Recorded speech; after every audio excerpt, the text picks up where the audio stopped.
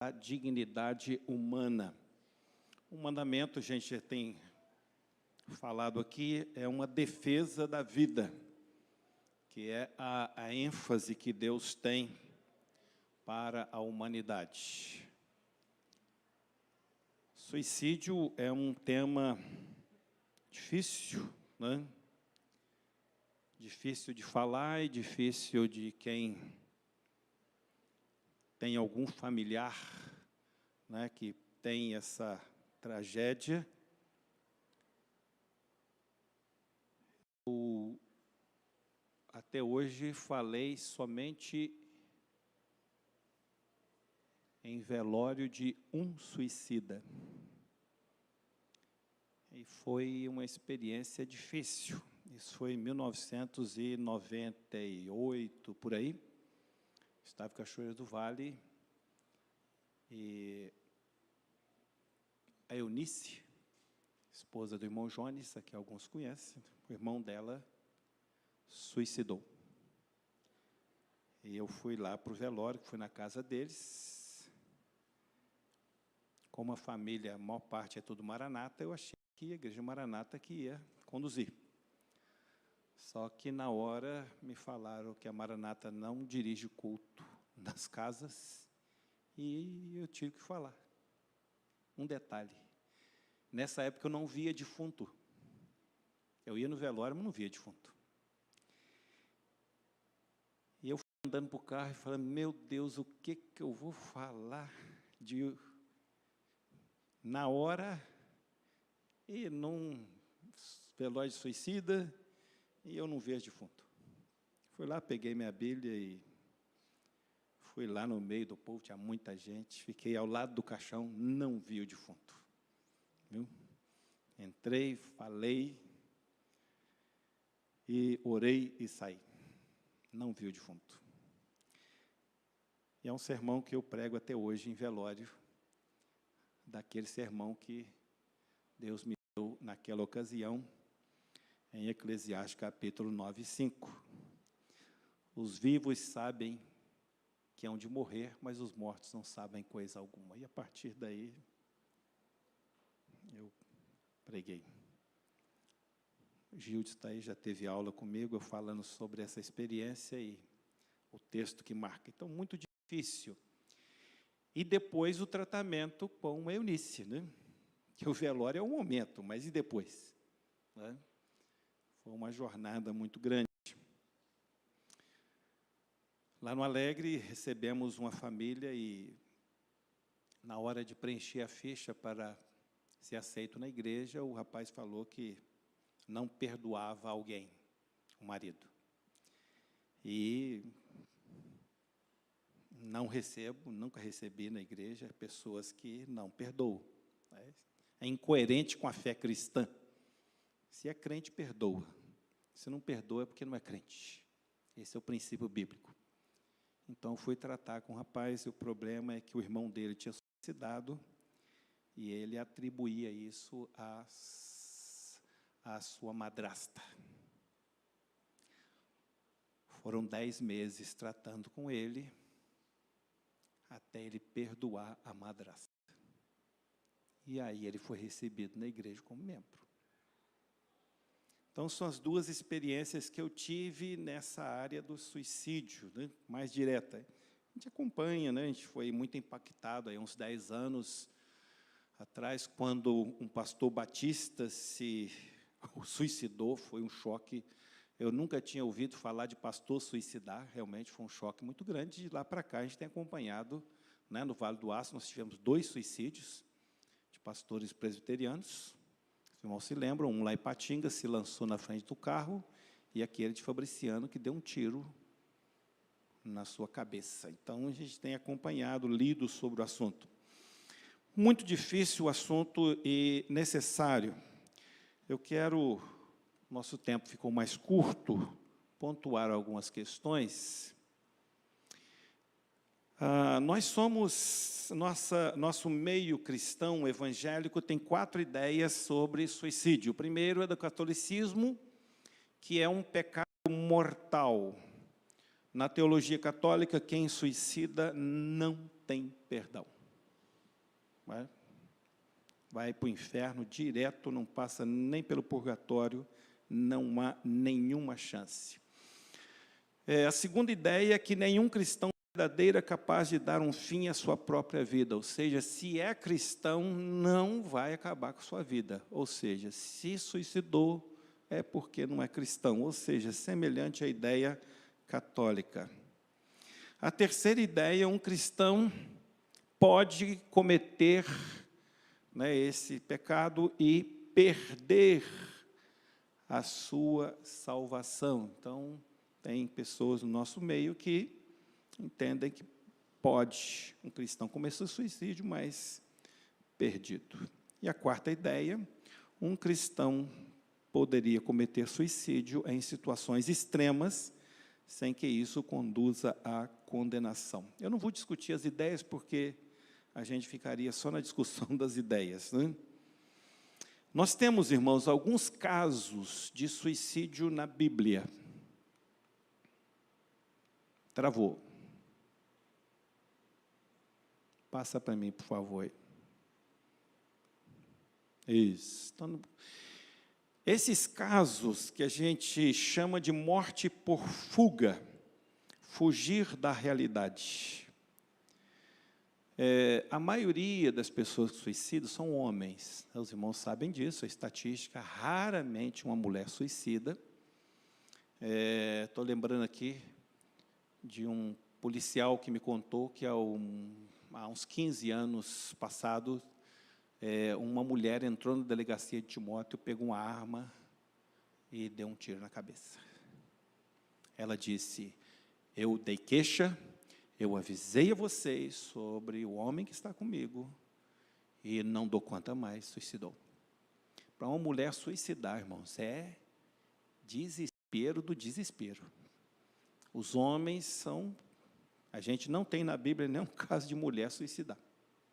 Mas os homens por fuga. E as fugas são as mais diversas possíveis, fugir de situações difíceis, de problemas que não consegue resolver, né? O pastor Lourenço Estélio Rega, que esteve com a gente aqui umas 2 vezes, ele conheceu esse pastor Batista, que foi o primeiro, nos últimos anos aí, que suicidou. O pastor estava na igreja, dirigiu o culto, pregou, terminou o culto, lanchou com a família, foi para casa e se enforcou. Uma coisa assim, muito louca. O pastor Lourenço diz que 80% dos suicídios, e o pastor Lourenço é um estudioso, são por causa de problemas financeiros. Padrão de vida acima do que se pode viver. 20% questões sexuais, seja envolvimento com outras mulheres ou envolvimento com homens. Nós temos casos de pastores que se envolvem com homens e aí o desespero bate, suicida. Nós estamos vivendo no Brasil, os irmãos devem ter acompanhado o número de suicídio no Rio Grande do Sul, não é?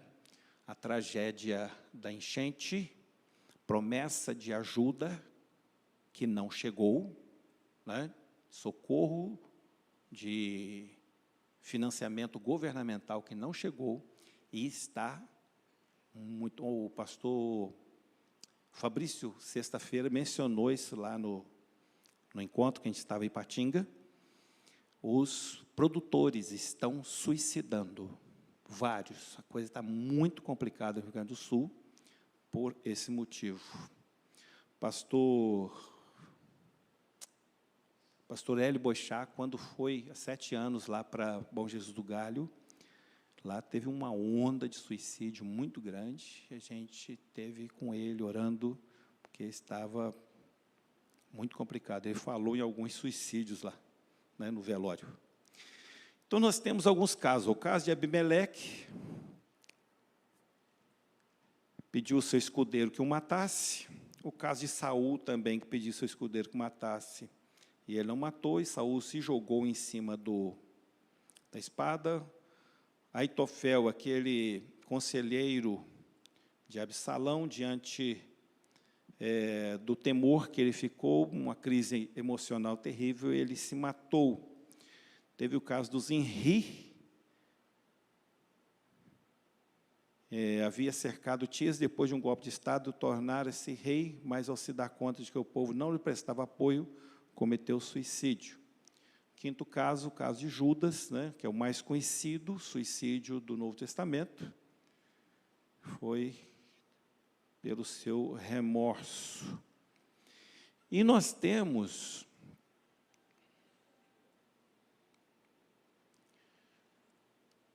o único caso de motivação altruísta. Tem gente que não aceita que Sansão suicidou. Mas Sansão, na minha visão, Sansão cometeu suicídio. Mas é colocado como motivo altruísta, ou seja, não foi por um problema dele. Ele não estava fugindo de nada, foi um ato de desespero na guerra, claro, com todo o peso das decisões erradas que ele tomou. Então, ele parte para isso, pede a Deus a força, Deus dá a força, e ele se mata ali, junto com todos aquelas pessoas. Nós temos outros personagens que pediram a morte, né? Moisés, Jó, Elias, Jeremias, Jonas, momentos de muita dificuldade que as pessoas pediram a morte, né? Eu lembro, não pedi morte, mas eu lembro muito daquele texto de Paulo, acho que é 2 Coríntios, que ele diz que viveu uma situação tão ruim que até da vida ele desesperou, né? Então, nós vivemos quadros difíceis, nem todos vão ter as mesmas reações, irmãos. O caso de Elias, né? Tiago vai citar Elias, dizendo que Elias era homem sujeito às mesmas paixões, é a palavra usada na tradução, mas é um homem sujeito a altos e baixos, sujeito a períodos melhores e piores. A gente percebe que Elias era temperamental nesse sentido, e quando Elias pede a morte, né, Deus vai lá e não deixa ele morrer, mas você percebe claramente que as pessoas, diante de tragédias, podem, né, realmente tomar alguma decisão ou passar por momentos difíceis. Estou me lembrando que a primeira pessoa que eu vi a história de suicídio foi uma irmã lá em Volta Redonda, em nossa igreja. Um casal, converteram já idosos e moravam num bairro lá em Volta Redonda, firmes na igreja, a esposa e o marido. Mas a mulher começou a ter, na época não falava Alzheimer, falava demência, né? Começou a perder a razão da vida, essas coisas, e começaram a vigiar ela. Mas uma madrugada ela saiu, eles não viram. Ela se jogou dentro do rio Paraíba. E ela foi achada há alguns dias na represa em Barra do Piraí. O pastor nosso, na época, sobra sempre o pastor. No seminário a gente fala, sobra sempre o pastor. Foi lá ajudar a reconhecer. Ele descreveu, na época, graças a Deus, não tinha muita foto, né? Não tinha celular, senão a gente ia ter filmado.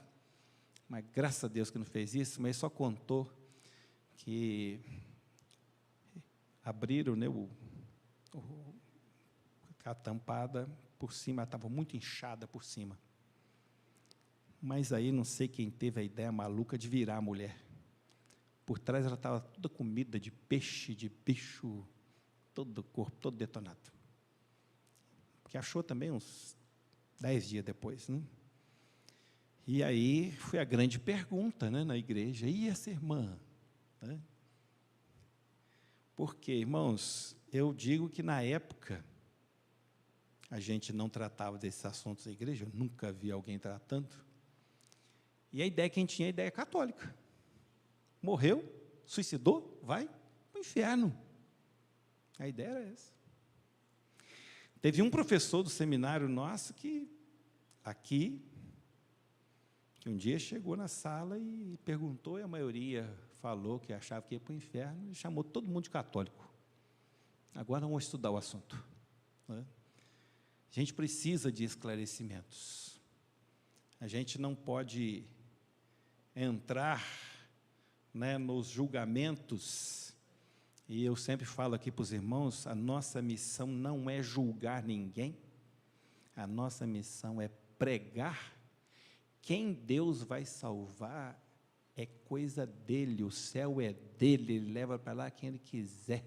Se no final ele resolver levar todo mundo, nós vamos estar muito satisfeitos lá, porque se você vai ficar insatisfeito porque tem gente que não foi para lá, possivelmente você que não vai para lá. Não estou dizendo que Deus mudou o critério, não. Estou falando sobre julgamento. A gente tem que julgar. Você não sabe. O critério bíblico é crer em Jesus. Beleza, vamos crer, vamos pregar. Mas, se vai para o céu, se não vai, gente, preocupa com isso não. Ah, morreu. Agora, também, essa semana lá no Retiro dos Pastores, participando da reunião da liderança lá, do conselho, o pastor Renê foi falar sobre o movimento dos pastores, que entra e sai, aí, fulano de tal faleceu, está no céu. Ouvi, o senhor garante? Ele não. Falei, então, eu não garanto ninguém no céu, gente. Apesar de que a gente garante quem? O ladrão da cruz, né? E eu garanto meu relacionamento com Jesus. A gente não garante ninguém no céu, não, gente. Como também a gente não condena ninguém ao inferno, porque nós não temos esse poder. Nós temos que trabalhar sempre pelo bem, para que as pessoas se voltem para Jesus. Na hora que a Juliana começou a falar, e eu não tinha ouvido o nome dela direito, falei, gente, eu conheço essa história, né? Essa história é conhecida. Aí eu lembrei, em 98, por aí, ela falou no encontro de casais, em Patinga, né? Estava novinha, igual a filha dela, a cabeluda, né? Quando eu e a Ana Cleide fizemos o encontro, a gente lembrou dela, né? Dessa história dela, que ela tinha sido modelo, né? Essas coisas. Então, nós temos que trabalhar para a vida, e Deus vai conduzir. Algumas razões importantes para nós, algumas razões morais contra o suicídio. Primeiro é o 6º mandamento, que é não matarás, né? Segundo, o desígnio, né? Baseado no desígnio, há um tempo para nascer e para morrer. Ou seja, nós temos que lutar pela vida e com as pessoas ao nosso redor. Busca sempre da vida. Terceiro, é o argumento baseado no altruísmo.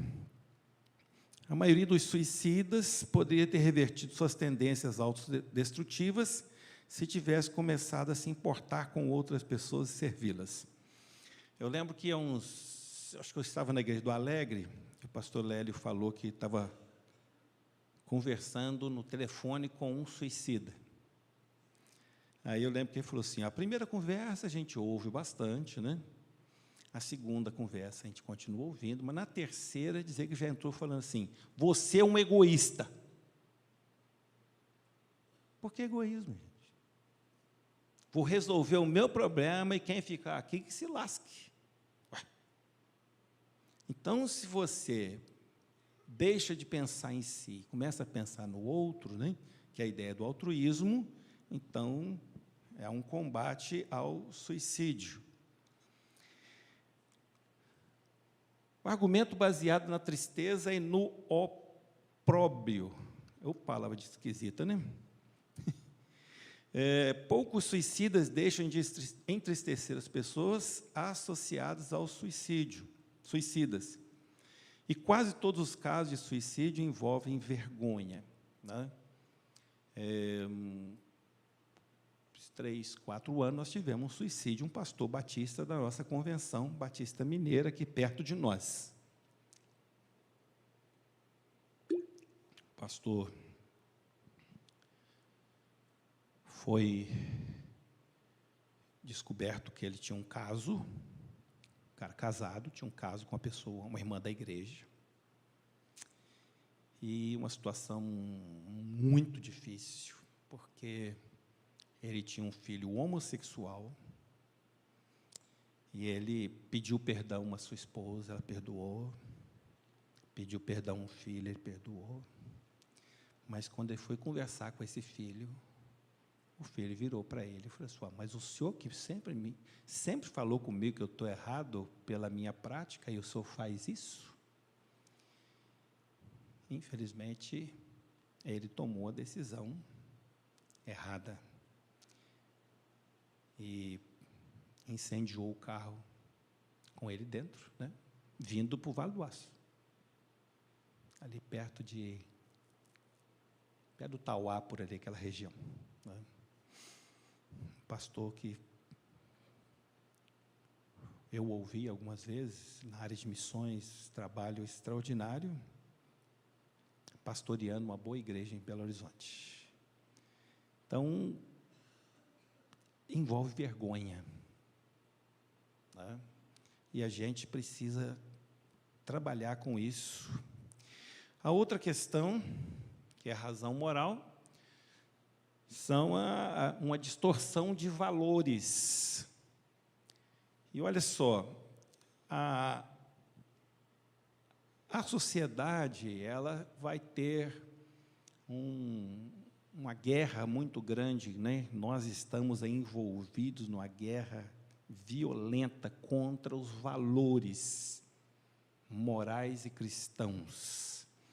E há uma distorção muito grande no nosso meio, né, da sociedade. Hoje nós temos, pouco tempo, não sei se irmãos viram, né, numa universidade federal, um campeonato de quem enrolava o cigarro de maconha mais rápido. É o nível das nossas universidades. Essa semana já apareceu um concurso lá, das meninas masculinizadas, eu não vou nem falar o nome, porque se eu falar esse nome aqui, o pastor Léo me demite, né?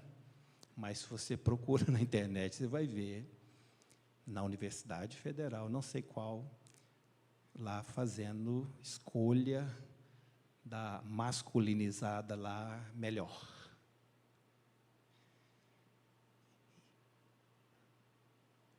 Um padre largou a batina e está com 2 mulheres. Hoje a gente brinca no nosso meio, menos mal, né? Está com 2 mulheres. Porque eu vi um outro que arrumou 2 homens para ele, né? Então as pessoas vão se perdendo. Irmãos, o número de suicídio entre os homossexuais é altíssimo. Não se divulga porque a mídia não tem interesse em divulgar. A violência é um horror. Porque a sociedade vai se destruindo. As forças satânicas estão aí aprovando leis. Isso é o quê? A distorção de valores. É um combate à família. Né? Combate à família. A pauta de alguns na sociedade, com os políticos, é contra a família, que eles chamam de tradicional. Nós tivemos um ministro supremo esses dias, falando que a Bíblia não tem esse negócio de família padrão, e usou textos bíblicos. É o que nós estamos vivendo. E as pessoas vão se perdendo, irmãos, porque o único lugar que a gente vai ter algum amparo é na nossa família. Gostei muito da ênfase da Juliana, muita coisa boa, mas você pega assim, alguma coisa interessante, e até anotei na minha Bíblia, o projeto de vida que Deus tem para você inclui a sua família. né? Outra razão é o cumprimento da missão de cada um, né? Nós cremos... pulei a preciosidade da vida. A preciosidade da vida, primeiro, né? Nós temos uma vida preciosa. O privilégio de viver, né? Ontem à noite, conversando com a Ana Cleide, depois que ela chegou da viagem do turismo dela, né? Que algumas pessoas aqui da igreja foram. O Wander foi ontem, gente. Brandão diz que você perdeu. Que o Brandão, não, você perdeu, porque diz que o Brandão, a Sônia falou que o Brandão comia tanto que ela não sabia onde que ia parar. Tomou café, a Sônia falou, agora não come mais nada durante o dia. Daqui a pouquinho ele está de novo. Diz que o Wander comeu mais. Mas lá é difícil, realmente, irmãos. Eu já fui, não fui no passeio, não tenho coragem de passar aquele dia todo lá, nunca, misericórdia. Mas na hora do almoço eu já fui lá algumas vezes. A cozinheira lá, a dona Sarita, Pousada Maria Emília, se algum dia quiser almoçar, os domingos serve comida. Vou fazer propaganda dela, viu? Pensa numa comida boa. Pode ir, né, Brandão? Nossa, já faz um torresmo. Ela sempre manda para mim. Chegou minha sacolinha lá em casa. Mas a gente está vivendo isso e a vida é preciosa. Eu estava falando com a Ana Cleide do privilégio que nós dois tivemos de ver o crescimento dos nossos filhos, né? E agora eles adultos, eu já falei aqui, poder conversar com eles. Eu acho isso legal demais, gente. Semana lá no retiro com o Juninho, né? A gente conversando, ontem, sentar com a Rebeca, conversar, isso é... Então, a vida é preciosa, né? E a gente tem que mostrar isso às pessoas. E, por último, então, o cumprimento da missão. Cada um de nós recebeu uma missão de Deus para viver nesse mundo. Nós não somos fruto do acaso. Nós viemos a este mundo e temos uma missão, e a nossa missão é a missão de Deus, que é preservar a vida, preservar os valores da família, e nós precisamos ter esses cuidados. Tratamento bíblico para com o suicídio. O ser humano é totalmente depravado. A gente não pode esquecer isso, irmãos, que o pecado, ele domina. Há uma ação da maldade, do pecado, em todas as coisas da humanidade. Nós não estamos livres, né, do mal. Nós ainda estamos sujeitos ao mal em nossa vida e precisamos tratar constantemente. O cristão foi regenerado, mas depois de ter nascido de novo, devido à permanência da natureza carnal, continua com a condição de cometer pecado. Então, mesmo salvos, podemos cometer pecados. Estamos sujeitos. O servo de Deus é capaz de tirar a vida de outra pessoa, como fez Moisés, o rei Davi e outros personagens bíblicos, né? A gente já viu sobre isso. Então, a morte está presente na nossa história. Razões justas ou injustas, cada situação vai chegar. Qual o alcance do perdão de Deus na vida do salvo? O sacrifício de Cristo na cruz perdoa todos os pecados, né? Os pecados do passado, do presente e do futuro. Isso aqui, às vezes, irmãos, vou ter que dar uma paradinha aqui, porque a gente tem alguma dificuldade de compreender isso. Quando você crê em Jesus, no hino Ó, tão cego eu andei, lá no estribilho, canta e diz, meu pecado carregado na cruz. Quando a Bíblia trata de pecado no singular, o salário do pecado é a morte. Esse pecado é a incredulidade. Tá? tá? Então, quando você crê, você quebra a incredulidade. Mas como nós ainda não estamos plenamente na nova criatura, né? A Bíblia ensina que nós temos ainda a velha criatura em nós, então nós vamos cometer pecados. O único pecado que leva alguém à condenação é a incredulidade. João 3,36 é o texto mais claro das Escrituras sobre isso. Tem muitos outros, mas esse é claro. João 3,36. Quem crê no Filho tem a vida. Mas quem não crê, a ira de Deus sobre ele permanece. Então, o que condena a pessoa é não crer em Jesus. Os outros pecados que nós cometemos, eles vão influenciar na nossa santificação. Mas ele não vai mandar ninguém para o inferno, não. Porque todos os nossos pecados foram colocados sobre Jesus na cruz. Os pecados do passado, pecado do presente e pecado futuro. Por isso que não há problema nenhum para nós entendermos que a nossa salvação ela é segura por Deus. Porque se dependesse de mim, momento algum eu estaria salvo. Então, a minha salvação ela é garantida por Deus, não por mim. Todos os meus pecados foram colocados na cruz, eles estão todos perdoados. Os pecados do passado, de agora, e o que você vai cometer, o que eu vou cometer amanhã, até o fim da minha vida, todos já estão perdoados. Mas por que eu tenho que arrepender? É tratamento de Deus com a gente. Nós precisamos arrepender. Por quê? É Deus tratando a santidade com a gente. Por isso que mesmo o pecado, eu já falei isso aqui uma vez, que você comete hoje, pede perdão, Deus já sabe que daqui a 2 dias você vai cometer o mesmo pecado. Para Deus não faz diferença, porque Ele já perdoou esse e já perdoou aquele. Agora, nós não sabemos. Você sabe qual pecado vai cometer amanhã? Não sabe. E é melhor não saber, mas Deus sabe, está tudo perdoado. A questão do arrependimento é a nossa santidade. Tem que sempre lembrar, irmãos, que Deus, Ele não está preso no tempo. Passado, presente e futuro é a mesma coisa para Ele. Não é que não exista presente, é que para Ele está tudo na frente dEle.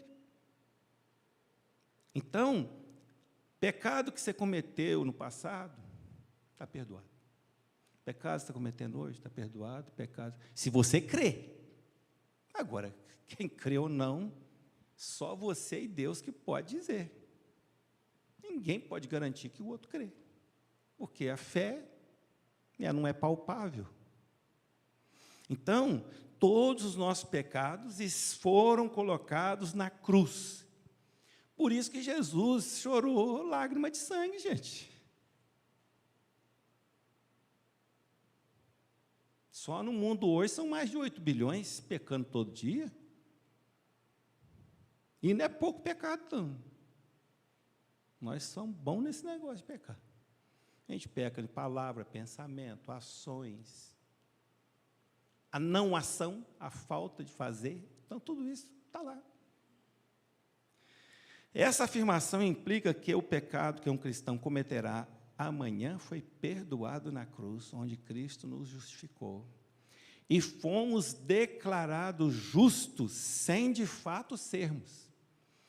A nossa salvação, irmãos, é uma declaração de Deus. Nós somos justificados pela obra de Cristo. Nós não somos feitos justos. Tadinho de nós. Então, nós somos declarados justos por Cristo.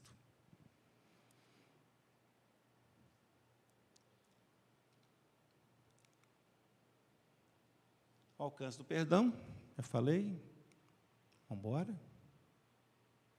Vou pular isso aqui, porque Só falar sobre essas ações de prevenção, para falar um pouquinho da defesa pessoal, para a gente encerrar esse assunto, senão a Ana Cleide me bate, ela falou, você está demorando demais nesse negócio do sexto mandamento. Tem que terminar esse trem. Eu falei, não estou com pressa. A diretora está com pressa. Não é? Reconhecer a depressão. Há uma briga muito grande aí dos profissionais. Depressão existe, gente. Tem gente que tem gente que não tem. Tem que ter os cuidados necessários. Assim como precisamos de outros cuidados. Está tudo ali, né? Identificar sinais. A gente precisa olhar as pessoas, né? De algum momento, ela fica muito fechada, muito quieta, não conversa. São sinais. Às vezes a pessoa já é mais fechada, mas não é nesse sentido. Né? E aproximar das pessoas. Valorizar a ajuda médica e espiritual. A gente precisa de... Nós vivemos, irmãos, um tempo de muitos recursos médicos. Eu lembro quando surgiu essa máquina que faz ressonância magnética. E os jogadores de futebol que iam fazer. Ficava, o que é esse trem? Hoje nós temos essa alta tecnologia espalhada pelo país. Não é? Olha que benção. Quem aqui já fez ressonância? Quem gostou de entrar naquele tubo? Aí é maldade, né?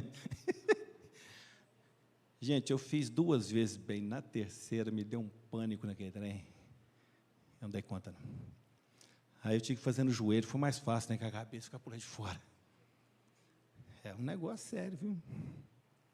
Mas eu fiz uma outra já depois e consegui entrar na máquina e ficar lá. Porque, de vez em quando, tem que fazer aquele negócio. Não, vai ficando velho. Parecendo, como disse a Juliana, é macacô de tudo quanto é lado. Apresentar a Deus como um refúgio, né, para nós buscarmos o Senhor, para Ele ter misericórdia de nós e nos abençoar. Só fechando, irmãos, a questão do suicídio, para ir alguns minutinhos falar de defesa pessoal, mas o material está lá no nosso grupo, você pode ler. O que é suicídio? Para nós, as formas de suicídio é dar o tiro, enforcamento, pulo da ponte, né?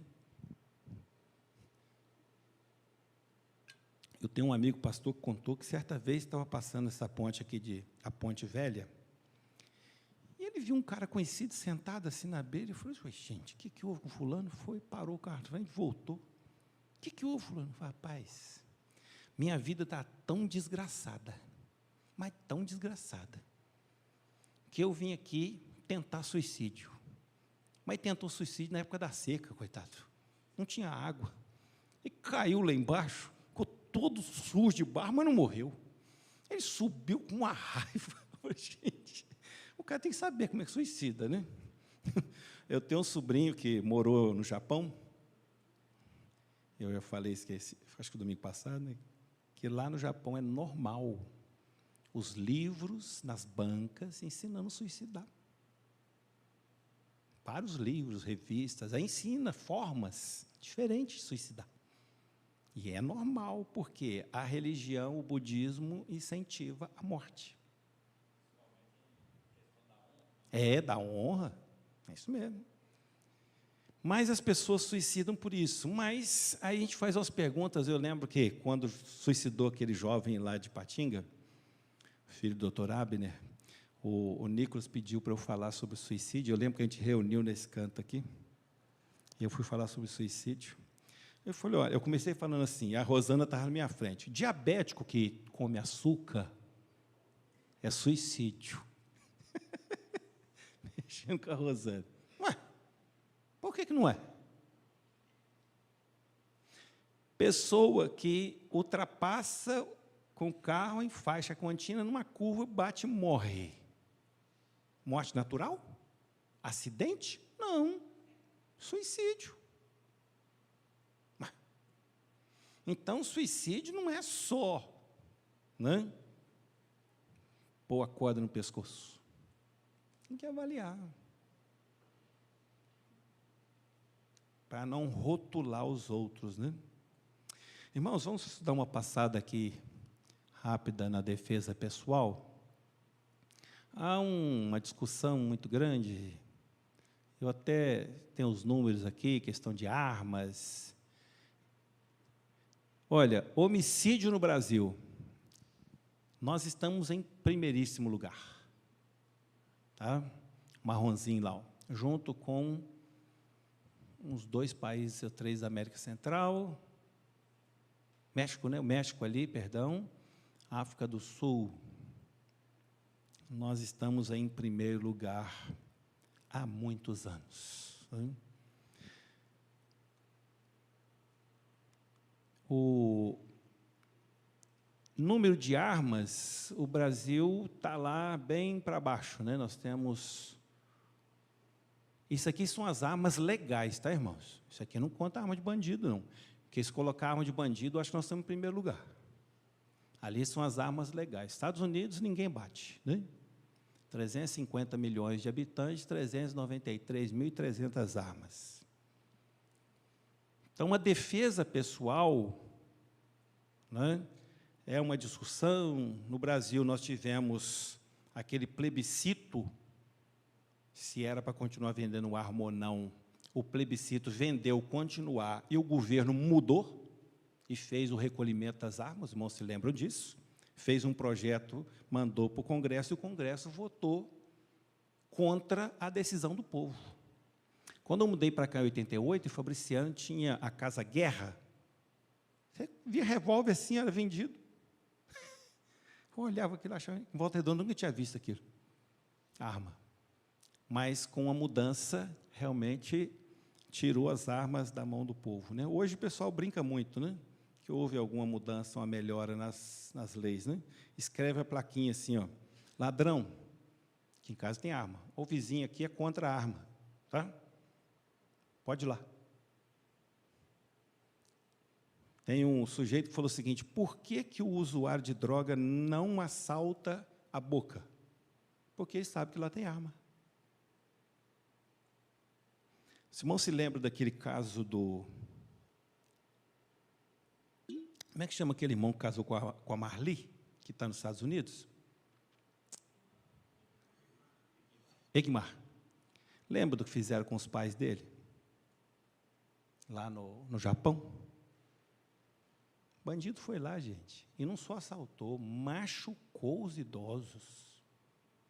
Por quê? Sabe que não tem arma. O número de ataque a sítio caiu assim, depois que liberou o pessoal de sítio ter arma. Porque o cara sabe que não vai ter tiro contra ele. Então, essa questão, quem defende que não tem arma, que as pessoas não têm direito a ter arma, é o que o pessoal fala. Quando acontecer alguma coisa na sua casa, não chama a polícia também, não. Né? Que a maioria desse pessoal é contra armas. A Bíblia, em momento algum, é contra armas. Você pegar o estudo aí, eu não vou falar tudo, porque está passando nosso tempo, mas uma das coisas que a gente fala é aquela conversa de João Batista com o soldado, lembra? O soldado perguntou para João Batista: e aí? E para nós, qual a nossa ética? João Batista não fala para ele jogar a arma fora. João Batista falou para ele não aceitar suborno, não ser corrupto, não ser um policial corrupto, só isso. Quem é contra ter arma, aí teria que tirar a arma de todo mundo. O Brasil tem um plano de tirar a arma do cidadão, mas dos bandidos não tem. Perguntaram ao ministro da Justiça, qual o plano para tirar as armas do bandido? Não, esse nós não temos, não. É só para tirar do cidadão. Ué? Por que o bandido tem direito a ter arma e o cidadão não tem direito a ter arma? Uma coisa incoerente. Eu defendo que as pessoas devem ter direito a ter arma. Eu não quero ter arma nunca. Eu, pessoal. Mas quem quiser, tem. Não é? Eu acho que é um direito da população. Nós vivemos num país extremamente violento, onde a polícia não dá conta, você pode conversar com os policiais, e não dá conta mesmo. Né? Em Minas, nós temos, está passando uma atiradora ali, ali, a Thelma é boa no gatilho, eu já vi o vídeo do trem dela. Né? Mas nós, como cristãos, devemos dar esse direito às pessoas. Agora, só, irmãos, quem pega arma no Brasil passa por um processo violento. Converse com quem tem arma para ver. Quantidade de teste, até liberar a arma para a pessoa, é longo. Agora, o bandido pega a arma sem nenhum teste. Nenhum teste. Então, os princípios, né, e nós temos em Minas muitos pastores, né, agora nós ordenamos aqui um pastor que é policial. E aí? Lá no Retiro, a gente tem lá os vários pastores que a gente conhece, alguns são da ativa, outros estão já aposentados, né, na reserva, que chama, que foram policiais.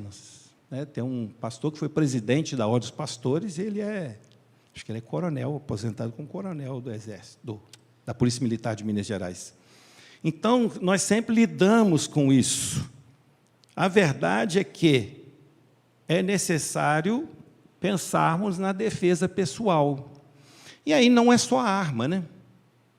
Pessoal que faz luta, aprende luta para defesa pessoal, pode? Ou não pode? Ou é só a arma que não pode? Ou vamos recolher também as facas das casas, porque faca também mata. Não é? Se a gente fosse radical, vamos proibir a venda de corda, porque o pessoal enforca com corda. Então, o radicalismo, ele se depara com as controvérsias. Então, a Bíblia ensina o tempo todo, uma das passagens que é citada, não sei se eu coloquei aqui, mas eu conheço, é aquela de Jesus, quando Pedro corta a orelha do servo, né, do sumo sacerdote, todo mundo condena o Pedro. Né? Mas quem mandou Pedro ter arma? Jesus. Ele falou, vai, vende, compra uma espada. O Pedro precipitou. Não era necessário aquilo. E também, Jesus não falou com ele, agora vai lá e vende a espada. Não, continua com a espada. Ela é arma de defesa. Não é? Então, nós temos princípios bíblicos que vão reger. Agora, vai ter arma quem achar que deve ter. Numa época que estava discutindo muito isso, fizeram uma pergunta ao pastor Augusto Nicodemos. Ele falou, irmãos, eu não tenho, mas tenho vontade de ter. E se ladrão entrar na minha casa, eu não vou dar tiro na perna dele, não. Eu vou dar no meio dos olhos. Fui chite, um homem bravo. Invadiu a casa dele. A Bíblia dá amplo direito de defesa. A lei brasileira não, tá? Se entrar na sua casa, se fizer alguma coisa, você vai preso com força. O ladrão vai ser solto rapidamente. Mas a Bíblia dá amplo direito de defesa à sua casa. Pode ler no estudo que está aí. Amplo direito, biblicamente. Agora, a lei brasileira não dá, não. A lei brasileira vai te detonar. É você que vai preso. Estou passando o tempo, mas só 30 segundos, irmãos. Nós tivemos aquela senhora no Rio Grande do Sul, alguns anos, que o ladrão entrou na casa dela e ela estava com a espingarda na mão. Foi um só. Ela foi julgada. E foi defesa pessoal. Até que, enfim, a lei fez alguma justiça, né? Porque estava invadindo a casa dela. Não sei se já tinha tido os casos, só sei que ela estava sentada numa cadeira de balanço e com 2 canos na mão. Na hora que o bandido entrou, ela meteu fogo e matou. Defesa da vida dela. Porque você vai deixar na sua casa entrar um cara, estuprar sua mulher, estuprar seu filho, sua filha? Não vai. você vai fazer alguma coisa. É a defesa da vida. Entrou na minha casa, eu estou na rua, é diferente, mas continua a defesa pessoal. Vamos orar? Semana que vem entraremos no 7º mandamento, e esse também a gente deve gastar algumas semanas com ele, porque ele tem muitas coisas para serem tratadas. Obrigado, Senhor Deus, por esta manhã, pela Tua palavra, que ouvimos, o testemunho da Tua serva. Obrigado porque o Senhor nos ensina a caminharmos nos Teus estatutos. Guarda o nosso coração, ajuda-nos a ajudarmos aqueles que estão em aflições, para que não cometam suicídio, algo tão terrível, diante do Senhor e diante de nós. Em nome de Jesus. Amém. Deus abençoe os irmãos, o pessoal que está em casa também. À noite estaremos aqui 19 horas. E semana que vem, não adulterarás. Gildson vai estar dirigindo o primeiro estudo, viu? Já estou te avisando de uma vez, viu? Está quase pronto, vou te mandar até terça-feira, eu te mando. Tá? Um abraço.